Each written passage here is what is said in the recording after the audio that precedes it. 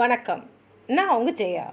இன்றைக்கி நம்ம இந்த வீடியோவில் ஃபோக் லிட்ரேச்சரில் ஃபேபிள்ஸ் ஆஃப் யூசஃப்லேருந்து the fox and the grapes இந்த கதையை பார்க்கலாம் வாங்க. ஒரு நாள் சம்மர் டைம், அது ரொம்ப அப்படியே அனலாக இருந்தது.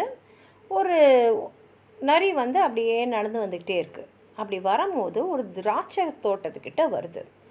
அங்கே பார்த்தா அப்படியே ஒரு பஞ்ச் ஆஃப் கிரேப்ஸ், அந்த திராட்சை அப்படியே கொஞ்சம் உயரமான ஒரு கொடியிலேருந்து அப்படியே தொங்கின்னு இருக்கு.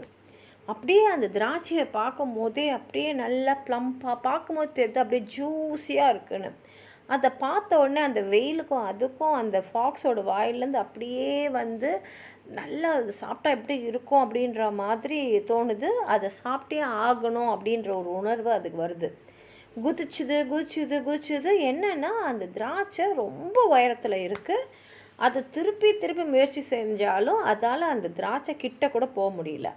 கொஞ்சம் தூரமாக ஓடி போய் அங்கேருந்து ஓடி கூட குதிச்சு பார்த்தது. ஆனாலும் அது நினச்ச அந்த திராட்சையை அதால் தொடக்கூட முடியல.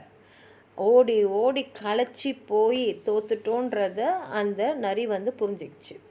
அப்புறம் என்ன பண்ணுச்சுன்னா, சரி எப்படி பண்ணாலும் இந்த திராட்சை நம்ம சாப்பிட முடியாதுன்னு தெரிஞ்சுட்டு, ஒருவேளை இந்த திராட்சை ரொம்ப புளிப்பாக இருக்குமோ, அதை நான் தொட்டிருந்தா கூட நான் அதை சாப்பிட்டே இருக்க மாட்டேன் அப்படின்னு சொல்லிட்டு போயிடுச்சு. அதாவது இது எப்படின்னா, அது கிடைச்சாலும் நான் சாப்பிட்ருக்க மாட்டேன் அப்படின்றது இந்த ஃபாக்ஸ் தன்னைத்தானே தேத்திக்க சொன்னது தான்.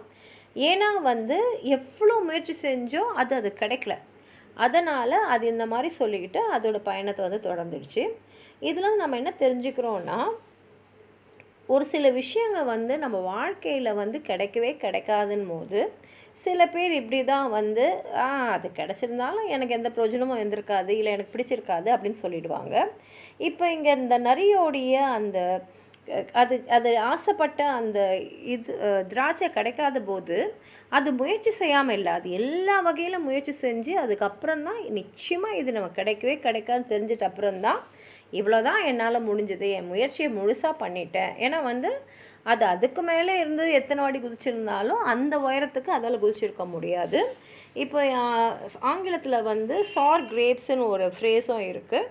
அது இந்த கதையிலேருந்து தான் வருது. என்னென்னா, சில விஷயம் நமக்கு வாழ்க்கையில் கிடைக்காத போது அப்போது நம்ம இட்ஸ் அ சார் கிரேப், ஏன்னா அது கிடச்சிருந்தாலும் நான் சாப்பிட்ருக்க முடியாது அப்படின்ற எண்ணத்தோடு நம்ம அதை கடந்து போகணும்னு சொல்கிறதுக்காக இந்த கதை நமக்கு சொல்லக்கூடிய ஒரு மாடலாக இருக்குது.